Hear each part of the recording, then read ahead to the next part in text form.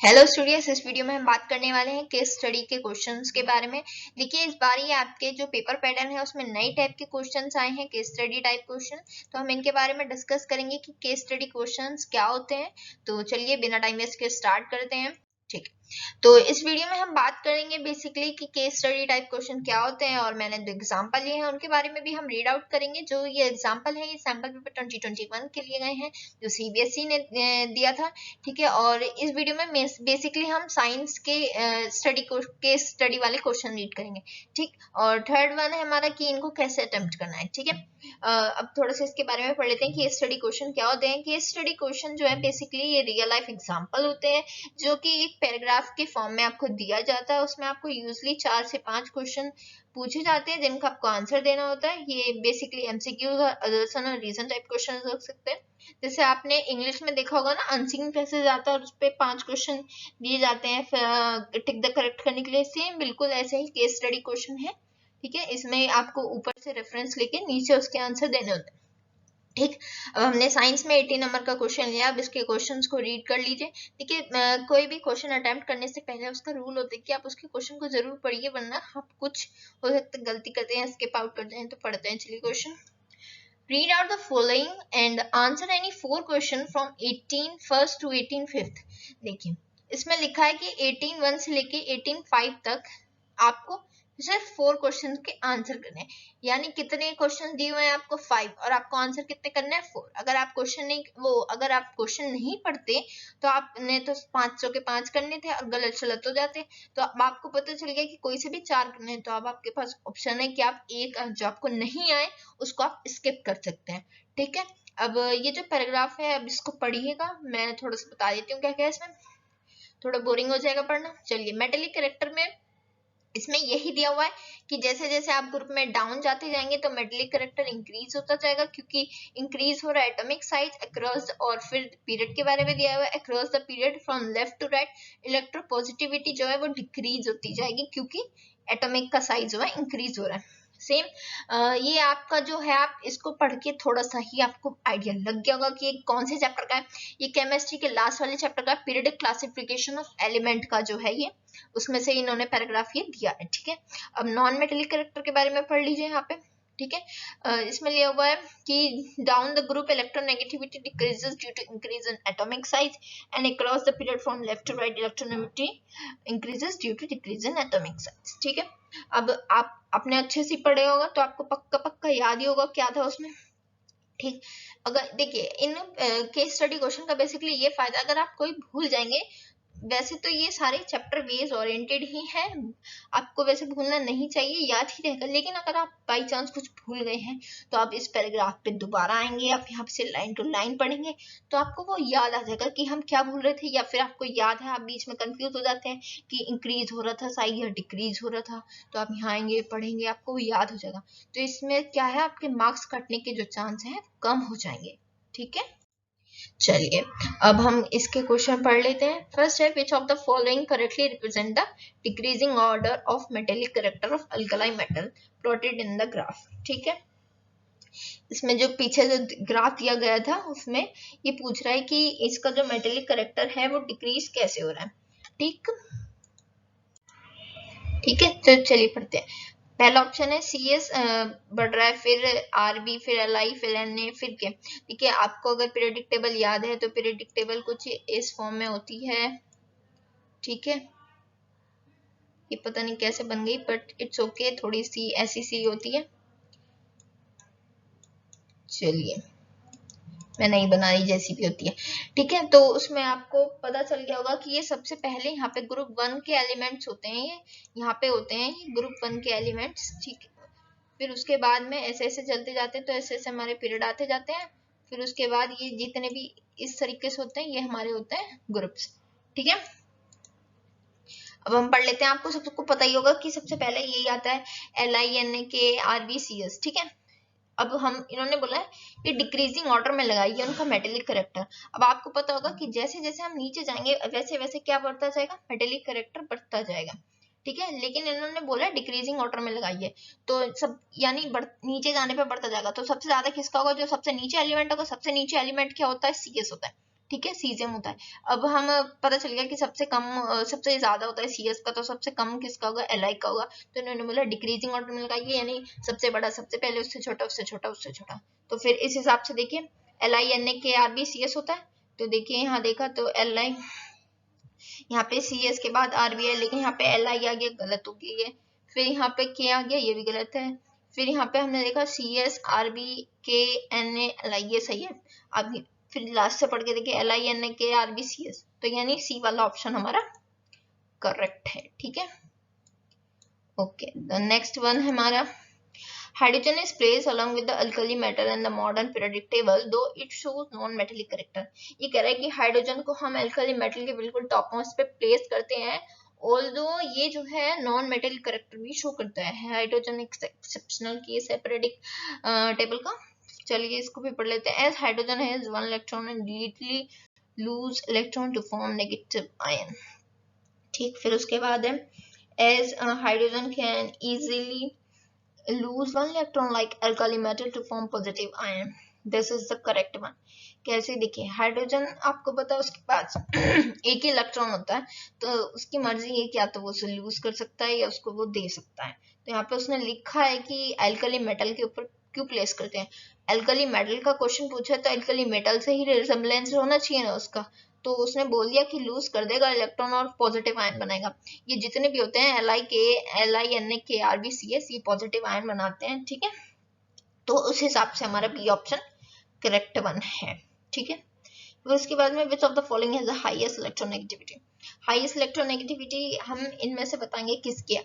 अभी जब आप पीछे पढ़ेंगे उसमें पढ़ना, वो जो भी पीछे पैराग्राफ दिया था उसमें आप पढ़ेंगे उसको दोबारा, कि उसमें जब आप सेकंड पढ़ेंगे नॉन मेटल का जब आप पैराग्राफ पढ़े थे उसमें अपने आप ही बताया गया था कि जैसे जैसे आप नीचे जाएंगे इलेक्ट्रोपॉजिटिविटी बढ़ती जाएगी। ठीक है, मेटेलिक कैरेक्टर नीचे इंक्रीज होगा, तो यानी नॉन मेटेलिक कैरेक्टर यानी इलेक्ट्रोनेगेटिविटी ऊपर को बढ़ेगी। उसमें साफ साफ लिखा है, ये रीजन भी लिखा है कि ऊपर को इसलिए बढ़ेगी क्योंकि उसका एटॉमिक साइज डिक्रीज होता जाएगा। पीछे पढ़ेंगे तो पता चल जाएगा। फिर आपने देखा कि इलेक्ट्रोनेगेटिविटी सबसे ज्यादा ऊपर जाने पे बढ़ रही है, जैसे जैसे हम ऊपर जलते जाएंगे तो इलेक्ट्रोनेगेटिविटी बढ़ती जाएगी। तो यानी सबसे ज्यादा इलेक्ट्रोनेगेटिविटी किसकी हो गई, एफ की। ऑल द वैसे ये याद भी होता है, बहुत छोटा क्वेश्चन है, लेकिन फिर भी मैंने पीछे से रिजेम्बलेंस करके इसको बता दिया। चलिए नेक्स्ट चलते हैं अब हम। ओके, नेक्स्ट है हमारा 4 क्वेश्चन है हमारा identify the reason for the gradual changes in the electronegativity in the halogen down the group.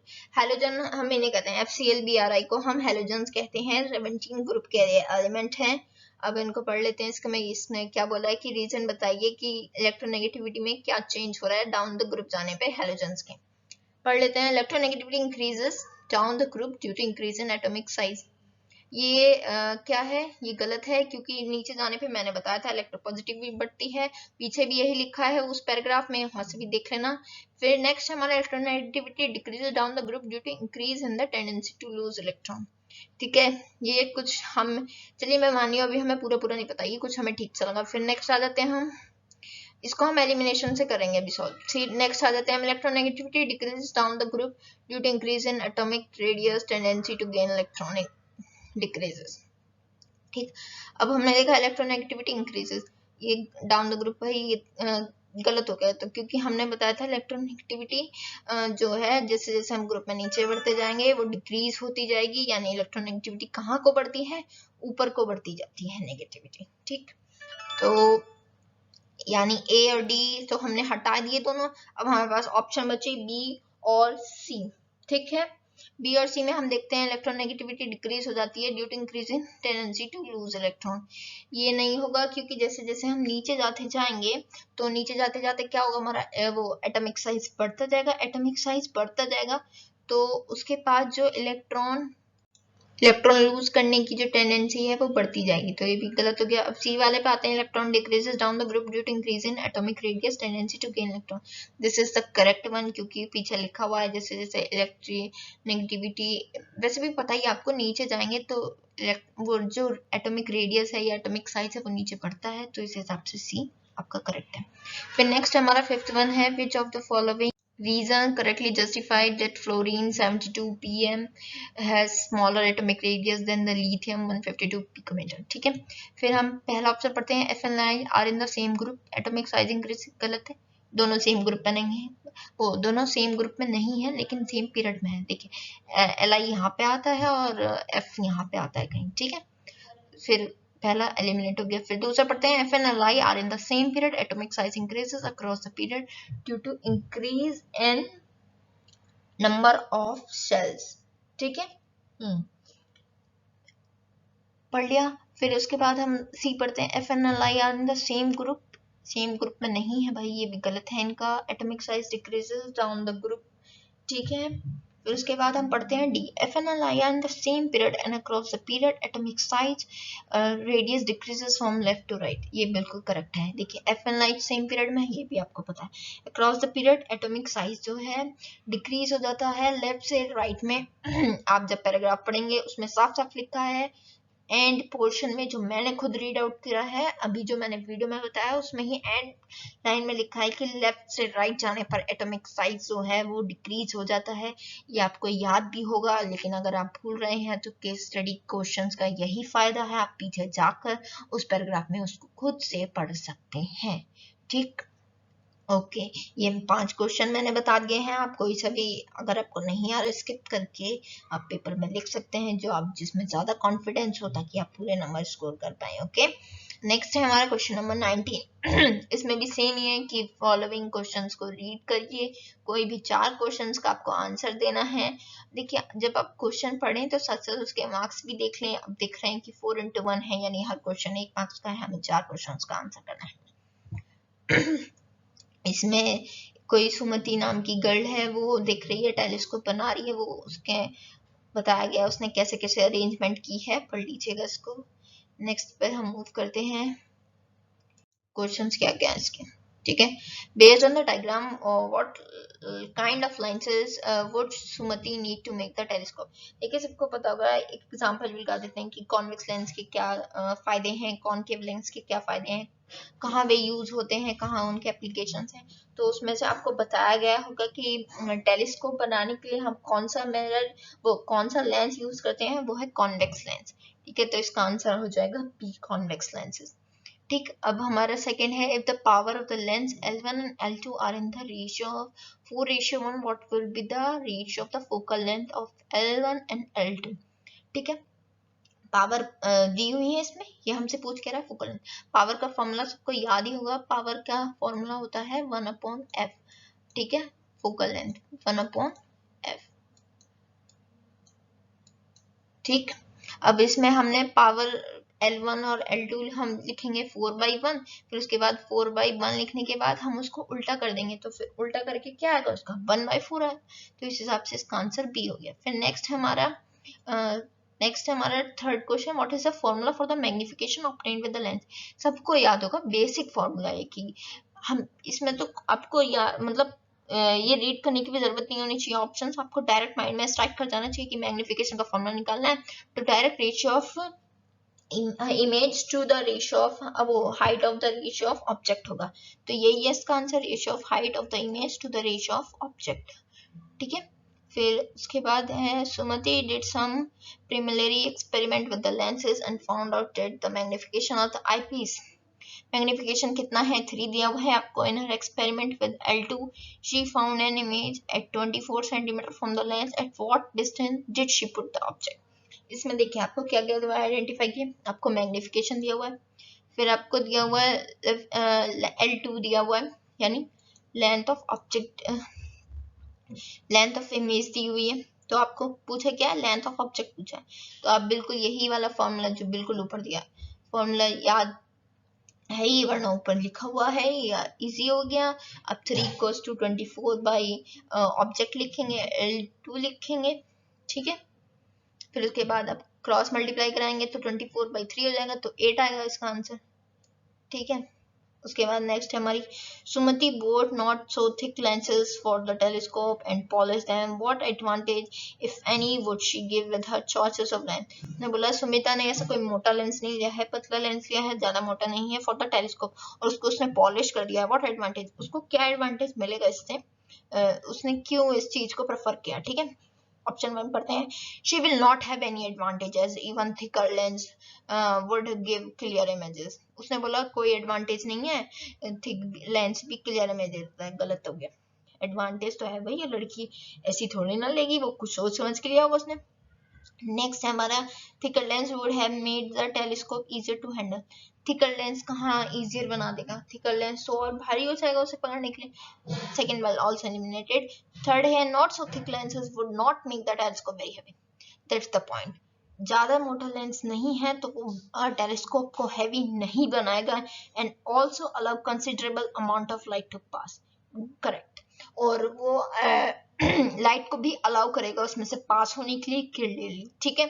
फिर सी हमारा करेक्ट हो गया। डी क्या पढ़ लेते हैं। Not so thick lenses will give more magnification, ठीक है। उसने बोला कि जो आपका थिन लेंस होगा वो उसको ज्यादा मैग्निफिकेशन प्रोवाइड करेगा, लेकिन the C1 is the correct one. Okay next, ये आपका 20 नंबर का क्वेश्चन है, आप इसे करिएगा, ठीक है। ये मैग्नेटिक वाले चैप्टर का है, खुद करिएगा। ऐसे एक बायो का क्वेश्चन और है, उसको भी ट्राई करिएगा, ठीक है। सब सैंपल पेपर का ही क्वेश्चन है, आप उनको ट्राई कीजिएगा जरूर। देखिए केस स्टडी के क्वेश्चन इजी हैं, आपको स्कोर करने के लिए 5 दे रखे हैं, उनमें से आधे क्वेश्चन का आंसर तो ऊपर ही है।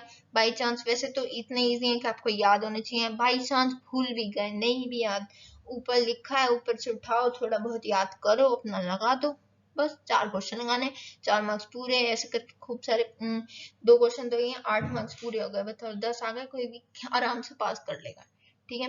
नेक्स्ट, बस थैंक यू एवरीवन। अगर आपने वीडियो देखी थैंक यू, और प्लीज मेक श्योर वीडियो को देख रहे हैं तो सब्सक्राइब करके जाए, लाइक शेयर करें, कमेंट करें। कमेंट तो जरूर करें कि आपको नेक्स्ट जो वीडियो है वो किस पे चाहिए, एसएसटी की लाएं किसकी लाएं, ठीक है, जरूर बताइएगा। ओके, और फीडबैक जरूर दीजिएगा अपना कि कैसी लगी वीडियो।